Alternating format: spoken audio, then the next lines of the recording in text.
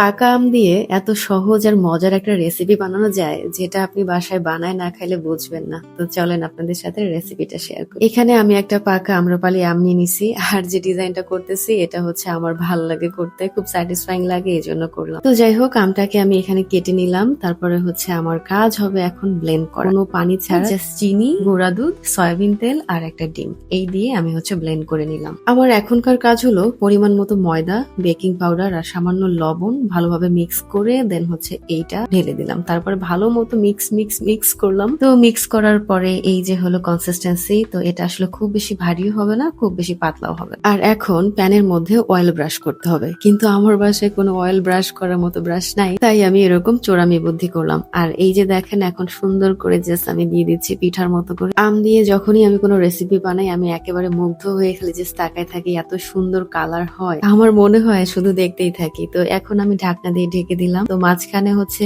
যখন ফোটা ফোটা হয়ে যায় একটু একটু, তারপরে আমি ঢাকনাটা উঠায় এভাবে করে উল্টাই দিলাম। আবারও আমি ঢাকনা দিয়ে ঢেকে দিলাম, আবারও আমি উল্টাই দিলাম। এটা করলাম যাতে করে একটু ভিতরে সিদ্ধ হয়ে যায়, যেহেতু অনেক বেশি তেল দিয়ে আমি এটাকে কুক করতেছি না, তো এটা তো সিদ্ধ হওয়া লাগবে, তাই না? তো এই যে আমার ফার্স্ট ব্যাচ রেডি, আমি এগুলাকে তুলে ফেললাম। তারপরে হচ্ছে বাকিগুলো সেম ভাবে আমি বানাই নিলাম। এখন তো পাকা আমের সিজন শেষ হয়ে গেছে, আপনাদের ফ্রিজে যদি এখনো পাকা আম থাকে এটা ট্রাই করতে পারেন। আশা করতেছি খুব ভালো লাগবে আর বাচ্চারাও খুব পছন্দ করবে। তো আজকের মতো শেষ করতেছি, দেখা হচ্ছে নতুন কোনো ভিডিওতে, সেই পর্যন্ত ভালো থাকবেন, বাই।